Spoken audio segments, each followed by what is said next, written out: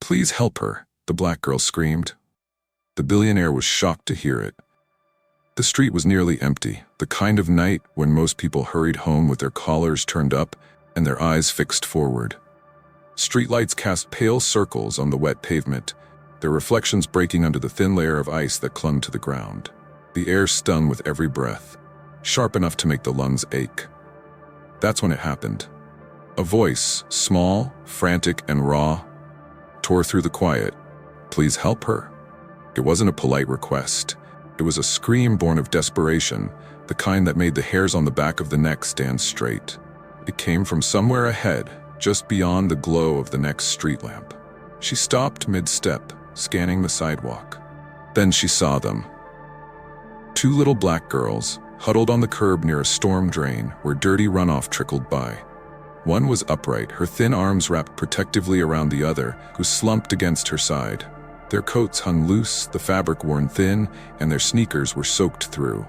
The smaller girl's head lolled, her face pale in the cold light. The older one's lips trembled, but her eyes were fixed, unblinking, on the stranger who'd stopped. Please, miss. She's not waking up. A few people walked by. Not close, not stopping. They drifted toward the far edge of the sidewalk, their eyes locked on their phones, pretending not to hear. Someone muttered as they passed, "Probably a scam." Another voice followed, lower. "You'll catch something if you touch them." It was the kind of indifference that weighed heavier than the freezing air. She could feel her pulse in her ears, could feel that old unwelcome memory pushing to the surface, but she forced it back down. This wasn't about her. This was about the girl who wasn't moving. If stories like this matter to you, take a second to subscribe to Echoes of Hope Stories HQ, and let me know in the comments what country you're watching from. You might be surprised who's watching alongside you. Her steps quickened. She closed the distance, ignoring the way the ice seeped through the soles of her shoes. What happened? The older girl swallowed hard. She just fell over. She's been shaking since yesterday morning. She hasn't eaten. Up close, the younger girl's lips carried a faint bluish tinge. Her chest rose and fell in shallow, uneven breaths. The sight forced her down to her knees without thinking, her coat catching the wet and cold from the ground. She brushed damp hair from the smaller girl's forehead. The skin beneath was icy. What's her name? Grace, the older one whispered. I'm Anna. Her hands moved instinctively, checking for a pulse at the neck. It was there, but faint. So faint she had to focus to feel it at all. She looked up. How long has she been like this? Anna's gaze darted to the runoff at their feet. Since this afternoon, I tried to take her inside somewhere warm. The man at the library said we looked like trouble. The words lodged like a shard of glass. She bit back her response and focused on what mattered. Grace. A black SUV idled just a few steps away, the interior warm and waiting. The driver caught her eye through the glass. She could call for help, wait for strangers in uniforms to arrive. That would be the sensible thing. But Grace's shallow breaths and Anna's trembling hands told her there wasn't time for sensible. She slid one arm under Grace's knees and the other behind her shoulders. The child weighed almost nothing, a fragile bundle of cold and bone. Anna scrambled up. Is she going to make it? The stranger met her gaze. We're gonna find out. Come on. But as they stepped toward the SUV, Anna hesitated. Her eyes darted to the glossy leather seats inside. We don't belong in something like that. The reply came without pause. Tonight, you belong wherever she gets warm. Anna followed, clutching Grace's limp hand. The heat from the vents hit them the moment the door closed, but it wasn't enough to wipe away the fear on Anna's face. Grace's head rolled slightly against her chest, her breathing shallow. The driver glanced in the mirror. Where to? She opened her mouth to answer, but before she could, Grace's body jerked in her arms, her breath catching, and then her chest went still. The car door hung open, warmth spilling into the cold air, but she didn't climb in. Not yet. Her focus stayed locked on the girl in her arms. Grace's skin was the color of old paper, her lashes damp with melted frost. Every rise of her chest was shallow, almost reluctant. The weight of her in those moments, weightless and yet unbearably heavy, pushed against every thought except one. Keep her breathing. The older girl hovered close, her eyes flicking between Grace and the stranger holding her. She looked about 9, maybe 10. with narrow shoulders that seemed too small to carry the kind of fear she wore on her face. Her coat gaped open, one button missing, the edges stained. The shoes on her feet sagged at the heels, fabric darkened from water soaking through. "What's your name?" the stranger asked, voice low but steady. "Anna," she answered. Then her chin dipped toward the girl in the stranger's arms. "She's my sister, Grace." The name seemed to tighten the cold around them. Grace. The syllables felt fragile, like speaking them too loudly might break something that couldn't be fixed. "How old is she?" Anna hesitated, as though unsure if the truth would help or harm. 8. A gust of wind cut through, lifting the edges of Anna's hair and pulling at the thin scarf around her neck. The stranger adjusted her hold on Grace, lowering her to her lap for a moment to brush her fingers along the child's jawline, then to her neck. The pulse was there. Faint, but there.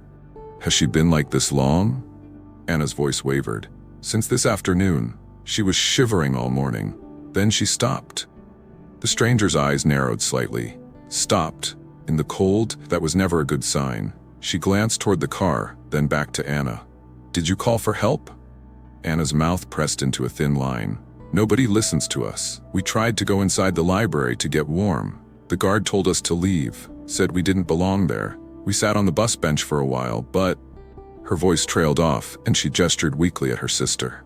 That word, belong, landed like ice water. It wasn't about coats or benches or policies. It was about how people decided, at a glance, who deserved warmth and who didn't. Kneeling fully now, the stranger ignored the bite of the frozen pavement seeping through her clothes. She pressed 2 fingers gently under Grace's chin, tilted her head back just enough to open her airway, listening for breath. The faintest exhale brushed her cheek. She could take out her phone, call 911, and wait. The dispatcher would ask questions. The ambulance might take minutes. Long minutes. There would be forms, delays, more questions than answers. She could already hear the subtext in the voices of some responders.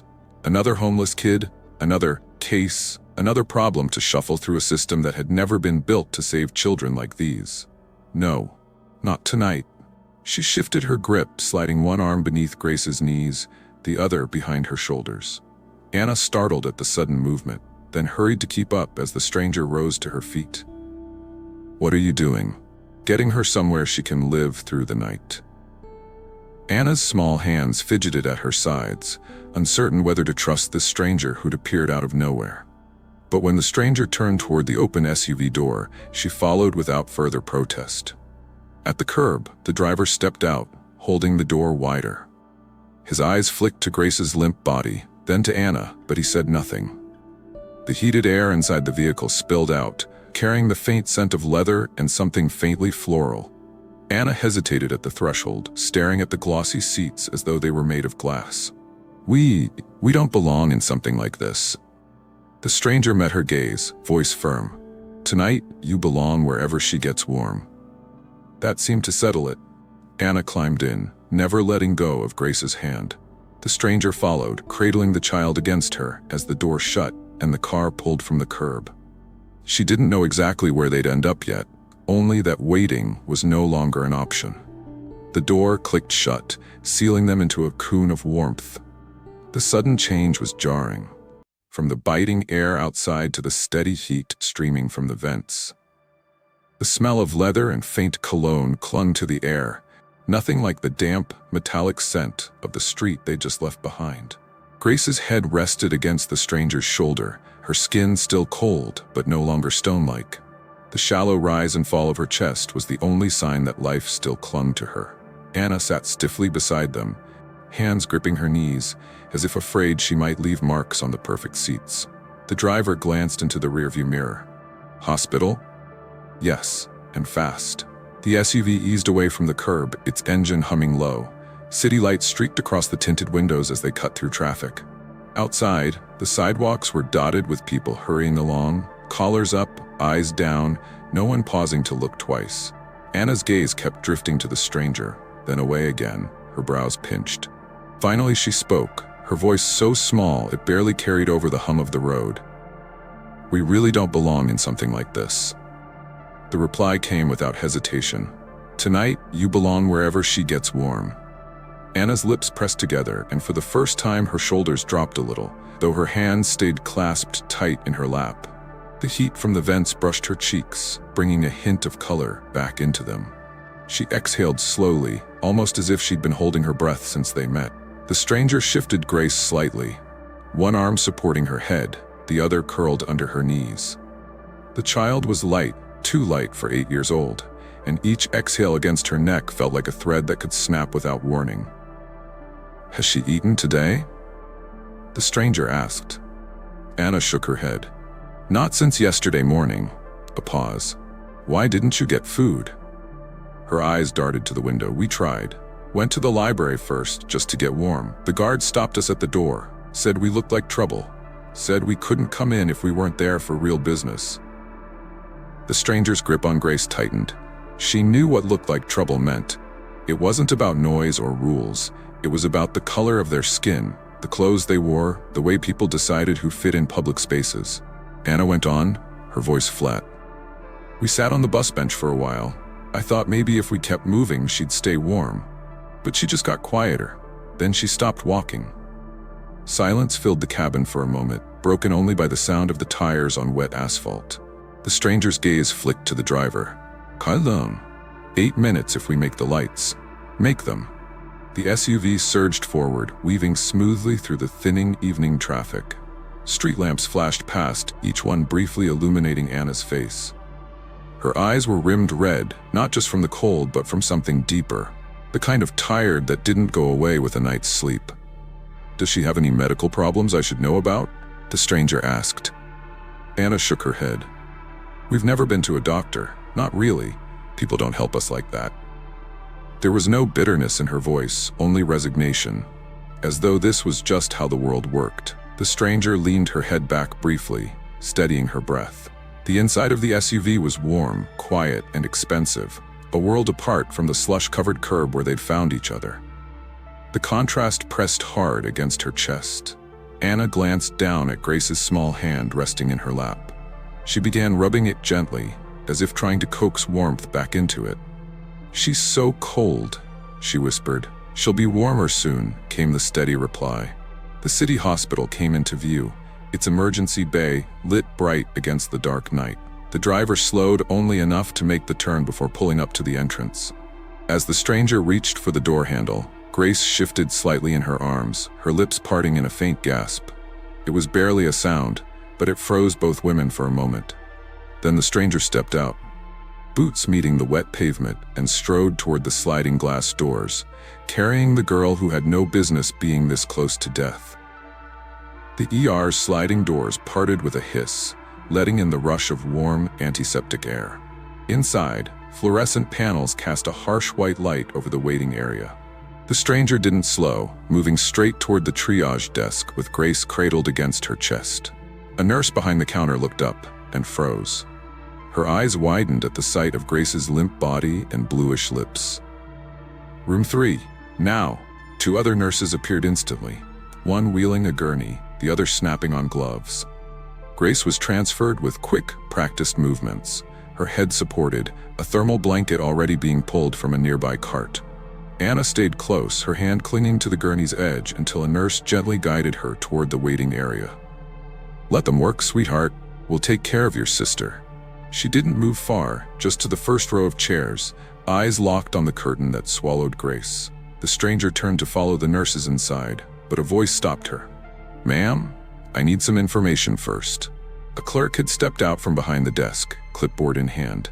Her tone was calm, but her pen hovered expectantly. "Full name of the patient?" "Grace Williams, 8 years old. Date of birth?" "She doesn't remember the exact date right now," the stranger said, glancing toward Anna. The clerk's brows lifted slightly. "All right, insurance card?" "No insurance," Anna said quietly from her chair. The clerk's eyes shifted back to the stranger. "We'll need some form of payment on file, hospital protocol." "Then put it on mine," the stranger replied. "We still need a legal guardian's signature for treatment beyond emergency stabilization," the clerk continued. "She's hypothermic. That's emergency care," the stranger shot back. The clerk didn't flinch. "Yes, but once we get her stabilized, we can't proceed without..." Proceed with whatever keeps her alive, the stranger interrupted, her voice low but carrying. I'll deal with your forms later. A muscle twitched in the clerk's jaw. Ma'am, I'm just following procedure. And I'm telling you, the stranger leaned in slightly, procedure doesn't come before a child's heartbeat. For a long second, neither moved. The clerk's eyes flicked toward the curtained bay where Grace was being treated.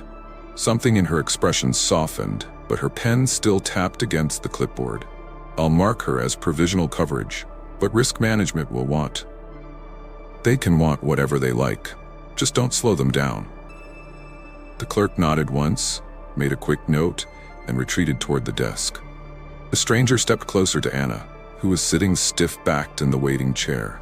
The girl's eyes were wide and wet, her hands twisting the frayed sleeves of her coat. They won't let her stay, will they? Anna asked. Why would you think that? Because we can't pay, and because of people like the guard at the library. They see us and think we don't belong here. Her voice cracked on the last word. The stranger's gaze held hers. She belongs wherever her life can be saved. So do you. Anna blinked, not quite believing it, but she didn't look away. A nurse poked her head out from behind the curtain. Sir. She caught herself, correcting quickly. Ma'am, we could use you in here. Her temperature's still dangerously low. The stranger gave Anna's shoulder a brief squeeze before following the nurse inside. Grace lay on a narrow bed, her small frame swallowed by the silver crinkle of a thermal blanket. Electrodes dotted her chest, wires running to a monitor that beeped in slow, steady rhythm. An IV line fed warm fluids into her arm. Her damp hair clung to her forehead. She's holding on, the nurse said. But the next hour is critical. The stranger nodded, keeping her voice even.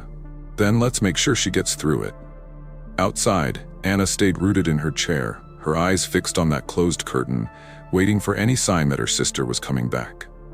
The curtain rustled closed behind the nurse, shutting out the sight of Grace beneath the tangle of wires and blankets. The stranger stepped back into the waiting area, scanning for Anna. She was still in the same chair, legs drawn up to her chest, coat sleeves pulled over her hands. The plastic cup of water a volunteer had given her sat untouched at her side. The stranger sat down beside her. She's stable for now. They're warming her up slowly. Anna's lips pressed together, but her eyes stayed on the floor. They won't let her stay, will they? The question was too heavy for her age, the kind of thing a child shouldn't know to ask. They will, the stranger said firmly. Anna's gaze finally lifted. You don't know that. I do, came the reply. Because I'm not leaving until she's safe. Anna studied her for a long moment, as if weighing the truth in her face. Then her voice dropped to almost a whisper. They said people like us should just get used to being cold. Is that true? The words landed like a blow. The stranger's throat tightened, an instinctive flash of anger pushing through. No, that's not true. And the people who told you that were wrong. Anna's brows knitted together. They didn't sound wrong. They sounded sure. The stranger leaned forward, resting her forearms on her knees. Sometimes people are sure about the wrong things. They tell themselves stories so they don't have to feel guilty about walking past someone who needs help. Anna's shoulders shifted in the slightest shrug. Most people walk past us. A memory stirred, not of these two girls, but of a boy. Thin, pale, coughing into a sleeve until his body shook. The hospital had wanted payment before treatment. By the time help came, it was too late. That helplessness had carved something deep inside, something that never healed right. She forced her voice steady. I'm not most people. Anna's gaze stayed fixed, but there was a flicker in her eyes. Suspicion giving way, just slightly, to something else. Silence settled between them for a moment, filled only by the distant beeping of monitors and the muffled calls for nurses from down the hall.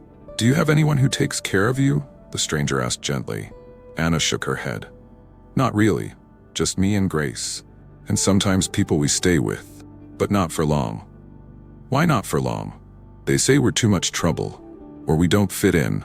Her voice caught, but she pushed on. Once, we stayed with this woman who made us sleep on the floor.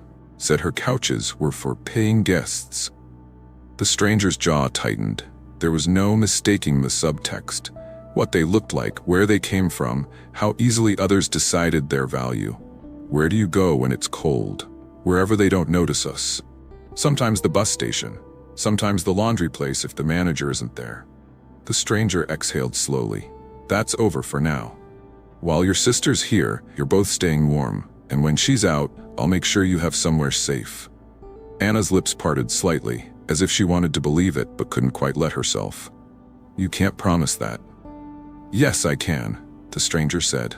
And I will. They sat there, side by side in the glare of the overhead lights, neither moving. Through the curtain, a faint beep changed pace, and the stranger glanced toward it instinctively. She caught herself, forcing her focus back to the girl in front of her. Anna spoke again, so quietly it almost wasn't heard. No one's ever stayed before. The stranger felt that one in her chest. Then I'll be the first. Anna's eyes lingered on her for another long beat before she looked down again, pulling her coat tighter. The conversation ended there, but the weight of it stayed, hanging between them like a thread neither was willing to break. Somewhere beyond that curtain, Grace's body was fighting its way back toward warmth. Out here, Anna was beginning to believe that someone might actually be fighting for them, too. By the time the clock on the wall read close to midnight, the pace of the hospital had slowed to something almost still. The voices that had filled the hallways earlier were gone, replaced by the soft squeak of shoes on polished floors and the steady, rhythmic beeping from behind closed curtains. Grace lay in a small, dimly lit room now, tucked under a silver thermal blanket. The color in her face had improved, but it was faint, a fragile kind of progress. Tubes and wires still connected her to machines that tracked her breathing and heart rate in green peaks across a dark monitor screen. Anna sat in the chair pulled close to the bed, her body leaning toward her sister. One of her hands rested lightly on Grace's small arm. The other clutched the stranger's hand in a grip that didn't ease even when her eyelids began to droop. The stranger stayed still, letting the weight of that grip settle into her palm.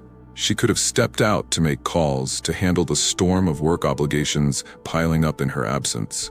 But the thought of breaking that connection, of leaving the girls even for a few minutes, made her stomach twist. It wasn't just about Grace's fragile breathing or Anna's restless eyes. It was the memory pressing at the edges of her mind, the one she tried to keep locked away. Years ago, another hospital, another night. A boy with a cough that wouldn't stop. Her older brother. They'd walked into the emergency room hoping for help, only to be met with clipped voices asking for payment first. No insurance meant no admission beyond triage. The waiting had been endless. By the time someone finally stepped in, it wasn't to save him. It was to take him away under a sheet. The stranger had carried that night like a scar ever since. She knew what it felt like to stand in a place built to heal and still be told you didn't qualify for help. She knew the way faces could harden when they decided you were a burden instead of a life worth saving. And she knew that if she walked away now, she'd be watching history repeat itself in the form of an 8-year-old girl. A nurse came in quietly, checked the readings, and made a note on the chart. She gave a small nod before leaving, her footsteps fading down the hall. Anna stirred beside her, half awake. She's still breathing? She is, the stranger said softly. Her temperature's almost back to normal. Anna blinked against the light from the monitor. You really haven't left? I said I wouldn't. Most people do, Anna might have said, but she only gave a tiny nod, her head leaning against the side of the bed. Within minutes, her breathing evened out, her hands still wrapped around the stranger's. The room was quiet except for the machines. Outside the narrow window, the city stretched into the dark, the lights scattered like watchful eyes. The stranger's gaze drifted there for a moment before returning to the girls. It was strange, she thought, how quickly strangers could become something more. Only hours earlier, she'd been another face in the crowd, on her way to a warm car and a waiting home. She could have kept walking. Most people had. Some had even found the nerve to comment, to dismiss the sight of 2 shivering children as a scam. That was the part that always stung. Not just the cruelty in the words, but the ease with which they were said. The assumption that children in need must be suspect, as if their skin color or the state of their shoes told the whole story. She looked at Grace again. The child's breathing was deeper now, though still slow. A soft sigh escaped her lips, almost like the release of something held too long. The stranger sat back in the recliner, but she didn't close her eyes. Sleep could wait. She kept her hand where Anna had left it, the faint warmth from the child's palm a reminder of why she was here. She had failed to save her brother.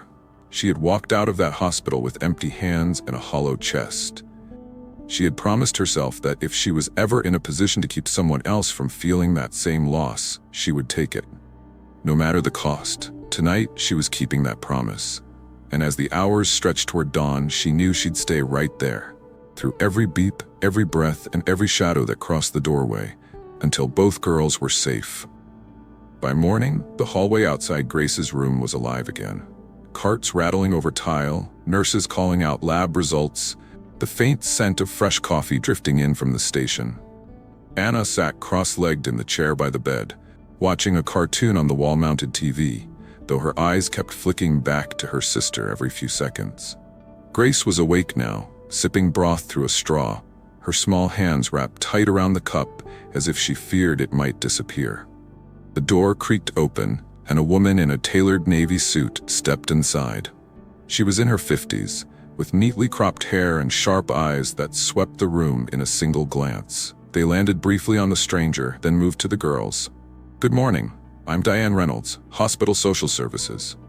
Her tone was even, but there was a kind of practiced finality in it, the voice of someone used to deciding what happened next. She set a slim leather portfolio on the windowsill and clicked it open.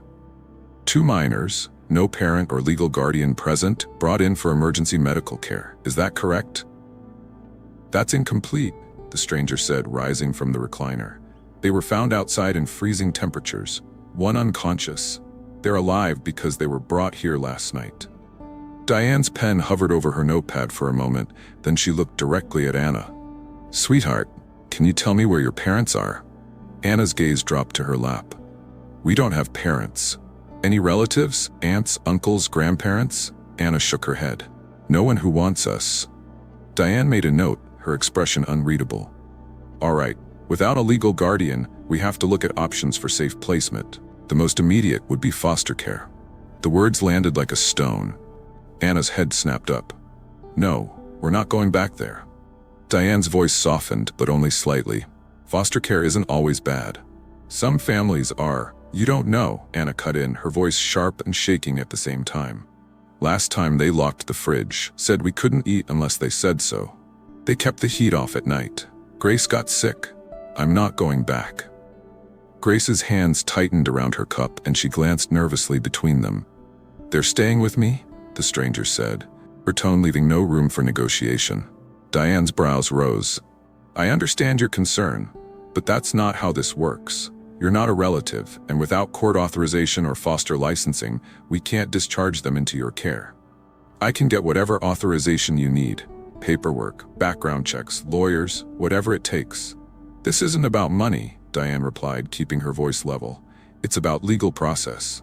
If we can't locate a guardian, the state takes custody. That's the law." "Laws can protect," the stranger said, stepping closer, "but they can also harm. And sending these girls into an overburdened system when they have someone ready to keep them safe, that's harm." For the first time, Diane hesitated. Her gaze shifted to Anna, then back. "Even if I wanted to make that exception, I can't without a temporary placement order." "Then get one," the stranger said flatly. Silence settled for a beat, broken only by the faint beep of Grace's monitor. Diane finally closed her portfolio. "I can recommend a temporary medical release into your care, conditional on background checks, and a home visit within 72 hours. If anything raises a red flag, they'll be removed immediately." "That's enough to start," the stranger replied. Anna's eyes locked on Diane. "If we go with her, you won't take us away tomorrow, right?" "Not if everything checks out," Diane said. "But the process moves quickly. You'll have to be ready." Anna's shoulders eased by the smallest fraction, but her hand stayed tight around Grace's. The stranger stood between them and the door. "We'll be ready." Diane stayed in the room, her leather portfolio balanced on one arm, as if she already knew this conversation wasn't ending quickly. "I need you to understand," she began, her eyes fixed on the stranger. "We can't discharge children to someone who isn't a legal guardian or licensed foster parent. Without a court order, it's against policy. and the law. Anna stiffened in her chair, her arm curling protectively around Grace.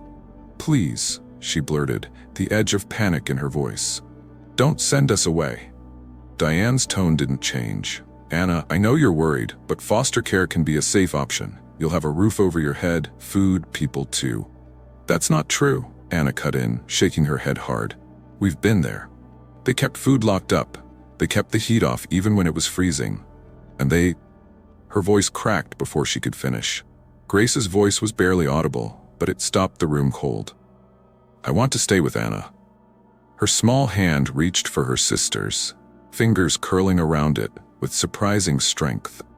Diane glanced at them both before looking back to the stranger. "I'm not questioning your intentions, but you're not family. The system can't just hand children over because someone says they'll take care of them."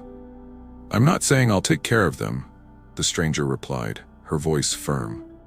"I'm telling you they'll be safe with me, and I'm telling you what happens if you send them into the system again." "You've heard what Anna just said." "That may be true, but my authority has limits," Diane said, her expression flat. "If I make the wrong call and something happens—" "Something already has happened," the stranger interrupted.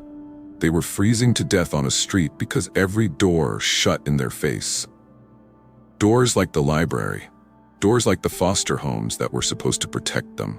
You want to talk about risk? The risk is sending them back to that." For a moment, the only sound was Grace's slow sipping of broth through a straw. Anna's eyes darted between the two women, her knuckles white where she gripped her sister's blanket.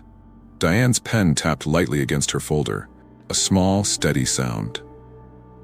"The most I can do without breaking protocol is recommend a temporary medical release into your care. That's contingent on you passing background checks and a home visit within 72 hours. If anything in that process doesn't check out, they're removed immediately. No appeal, no delay." Anna's gaze snapped back to her. "If we go with her, you won't take us tomorrow?" "Not if everything checks out," Diane said, choosing her words carefully. The stranger's reply came without hesitation. "Run your checks. Do the home visit. I'll open every door you need to walk through. But these girls are not leaving with anyone else." Diane's jaw tightened, but she didn't push further. "I'll make the recommendation to administration. You'll need to be prepared to cooperate fully. If I sense anything is off—" "You won't," the stranger cut in.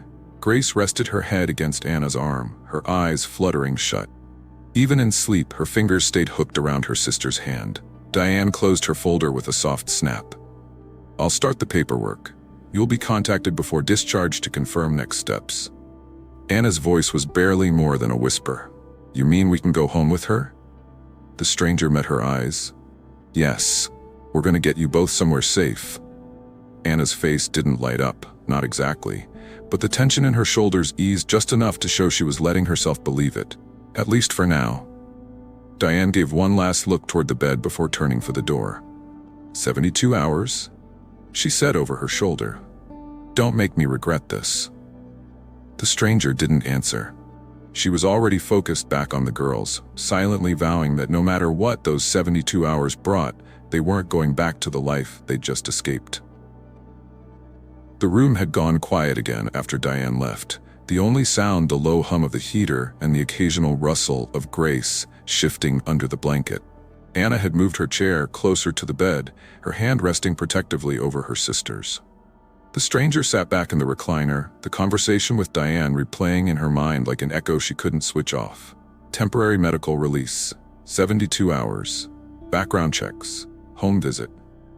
It sounded straightforward on paper, but she knew nothing about this would be simple. Bringing them home meant legal forms, court follow-ups, and opening her personal life to the kind of scrutiny she usually avoided at all costs. It meant questions from people who thought they understood why someone like her would step in for two black children.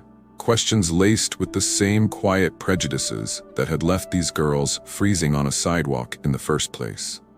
Her phone buzzed in her bag, the vibration loud in the stillness. She pulled it out and saw her assistant's name. "I've had to cancel your morning meetings," the assistant said without preamble. "The board isn't thrilled, but I told them you were dealing with an urgent personal matter." "Keep them canceled," she replied. There was a pause on the other end. Do you want me to reschedule for next week? Not yet. Another pause. You never push board meetings. Is everything okay? Her gaze moved to the bed, to Grace's frail frame and Anna's vigilant posture beside her. I'll explain later. Right now, this is more important. The assistant hesitated, then said, All right, I'll handle the fallout here. When the call ended, she set the phone face down on the side table. For the first time in years, her business, the thing she had built from the ground up, the thing she had fought tooth and nail to protect, had dropped in her list of priorities, and the world hadn't ended. Still, the weight pressed in from all sides. Housing them wasn't just a matter of space. It was safety, stability, trust. It was proving to people who saw their skin first and their humanity second that these girls deserved the same chance as any other child. And it was knowing that if she failed, they would be the ones to pay for it. The fear crept in uninvited. Not fear of the work ahead, but of becoming another adult who promised to stay and then didn't. She could almost hear Anna's voice from earlier. No one's ever stayed before. If she became the next name on that list, she'd be doing more harm than good. Her eyes shifted to Anna again. The girl wasn't watching TV anymore. She was just sitting there, her gaze fixed on Grace's slow, steady breathing, like she was willing her sister to keep going. There was no doubt in her mind that Anna had been carrying the weight of responsibility far longer than any child should. That was the moment she knew she couldn't walk away. Not now. Not after seeing what the system had already done to them. A soft knock came at the door, and a nurse stepped in with a clipboard. Vitals are holding steady. If all goes well, she could be ready for discharge in a couple of days. The stranger nodded. We'll be ready. The nurse's expression lingered for a second, as if silently weighing whether we was wishful thinking or fact. She left without comment. In the silence that followed, the stranger leaned forward, resting her elbows on her knees. The legal hoops, the stares, the inevitable comments, all of it was coming. But so was the chance to rewrite the ending for two girls who had been told far too often that they didn't belong. She let out a slow breath. We'll figure this out, she murmured, more to herself than to them. Anna looked up then, her eyes tired but searching. You promise? Yes, she said. Even the hard ones. Anna seemed to weigh that, then gave the smallest of nods. It wasn't trust yet, but it was the first step. 2 days later, the hospital corridors looked different, brighter, busier, but the air between the three of them felt heavier with the knowledge that this was the moment everything could shift. The stranger walked into the room with a folder tucked under her arm. Inside was the temporary medical release Diane had arranged, a stack of background clearance confirmations, and a printed schedule for the mandatory home visit. She handed the nurse the signed pages without hesitation. Everything's in order, the nurse confirmed, glancing between her and the girls. She's clear to go. Just remember she'll need rest and proper meals for the next couple of weeks. Grace slid off the bed slowly, her legs still uncertain under her weight. The stranger crouched beside her, offering a steadying hand. Take your time. Anna came to her sister's side instantly, her small hand brushing Grace's arm in an almost protective gesture.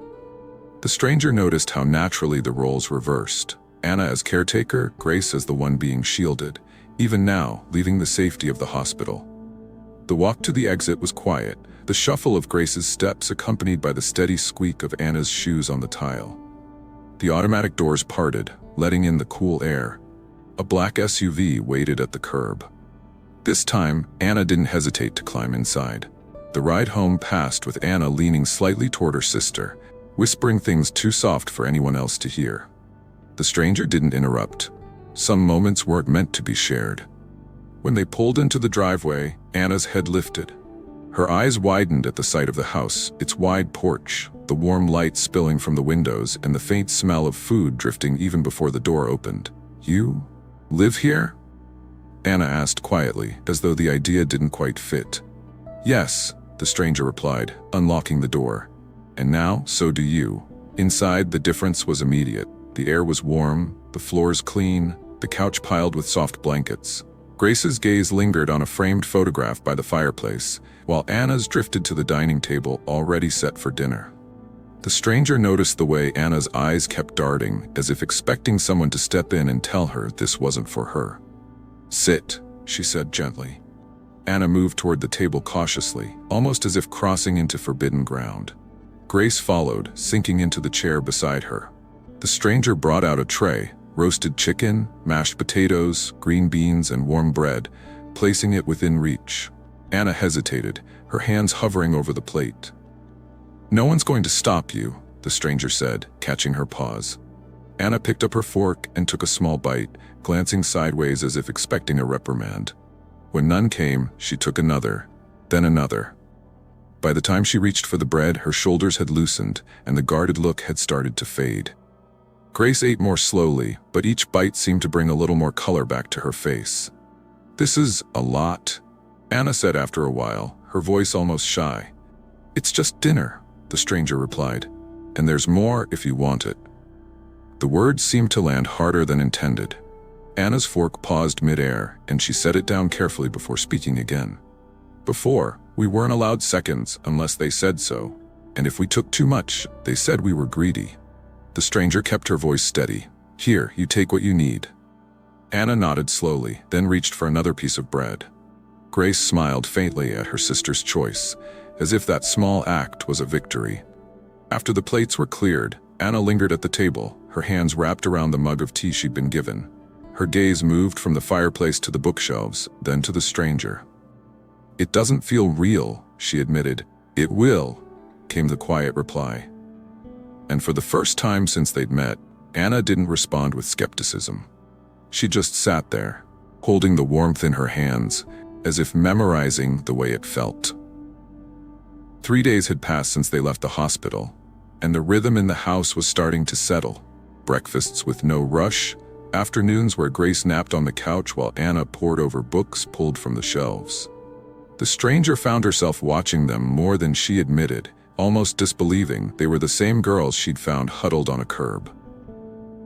The phone rang mid-morning. The number on the screen was unfamiliar, but the extension told her it was from the county offices.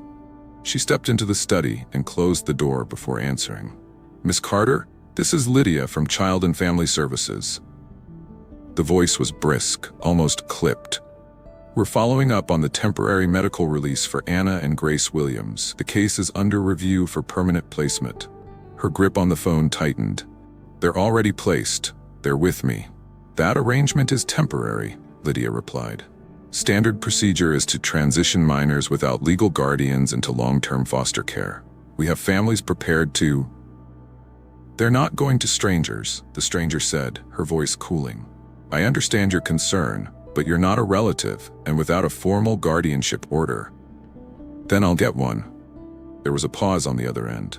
"Miss Carter, these processes take time, and the agency can't hold placement indefinitely. We need a plan that ensures stability, and—" "Stability," the stranger cut in, "is not moving 2 children into another home with people they don't know, where they could face the same neglect they've already described.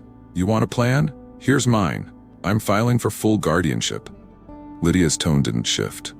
"That will require a formal petition, legal representation, and proof you can provide for them long term. The court will also consider cultural and community factors." The words carried an edge she recognized instantly. Cultural and community factors, coded language that so often justified separating children of color from caregivers who didn't fit the state's definition of appropriate. "You can tell the court," she said evenly, "that removing them from someone who's already protecting them would do more harm than good. I'll have my lawyers contact you this afternoon." She ended the call before Lydia could reply. Her laptop was open within minutes, the cursor blinking in a new email to her legal team. She laid it out plainly: petition for guardianship, expedited filing, full background disclosures, and any witnesses necessary to support her case. Money wasn't the obstacle. The fight was convincing a system that saw children like Anna and Grace as statistics to be shuffled, not lives to be anchored. She was reviewing the draft when she sensed someone in the doorway. Anna stood there, her expression guarded but curious. "You're talking to someone about us?" she asked quietly. The stranger closed the laptop. "I was. They want to move you and Grace into another home." Anna's face tightened. "Like before?" "Yes," she said. But I'm not letting that happen. I'm going to court to make sure you stay here." Anna blinked, the words seeming to take a moment to land. "You mean you'd fight for us?" "I already am." For a heartbeat, Anna didn't move. Then, almost too softly to hear, she said, "No one's ever fought for us before." The stranger didn't rush to fill the silence that followed. She just let Anna stand there, absorbing the fact that someone was willing to stand between them and the system that had failed them. After a moment, Anna stepped into the room and took a seat on the edge of the chair opposite the desk. "Do you think they'll listen to you?" "They'll have to," she said, "and if they don't, they'll have to answer for it." Anna gave a small, almost tentative nod. "Grace will want to know. She'll hear it from me," the stranger promised. As Anna left the room, the stranger turned back to the laptop. The fight ahead would be ugly, layered with the kind of quiet prejudice that had chased these girls from door to door. But she'd seen what happened when no one stepped up. This time, she wasn't backing down. The courthouse smelled faintly of paper and old varnish, the kind of place where decisions could turn lives upside down with the stroke of a pen. Maya sat at a long oak table, her lawyers on either side, Anna and Grace across from her. The judge's voice was measured, his words formal as he read through the decision. Pending a final hearing and further review, this court grants temporary guardianship of Anna Williams and Grace Williams to Maya Carter. Anna's breath caught. Grace blinked up at Maya, uncertain of what it meant. Maya leaned toward them, speaking low enough for only the two girls to hear. "It means you're coming home with me, for good if I have my way." The gavel struck once, the sound echoing in the chamber. They gathered their coats and papers, stepping back into the hallway where the noise of everyday courthouse life, ringing phones, hurried footsteps, filled the air. It was outside, on the courthouse steps, that it happened. Grace, still pale but no longer fragile in her movements, let out a laugh, soft at first, then bubbling into something brighter. It was the first time Maya had heard it since that night on the street. Anna turned toward her sister in surprise, and, for a moment, the two just looked at each other, sharing a smile only they understood. Maya stood beside them, watching the light return to faces that had been hardened by too many cold nights and closed doors. The fight wasn't over. Temporary guardianship was exactly that. Temporary. In a few months, they would be back in a courtroom, facing the same system that had been willing to send them anywhere but home. But the sound of Grace's laughter told Maya the most important thing. For now, they were safe. They walked together toward the SUV. Anna climbed in without hesitation this time, Grace following. No one paused to ask if they belonged there.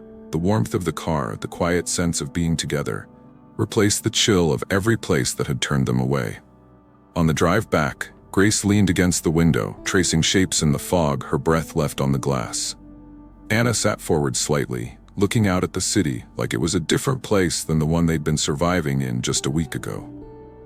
When they reached the house, Maya unlocked the door and stepped aside, letting them go in first.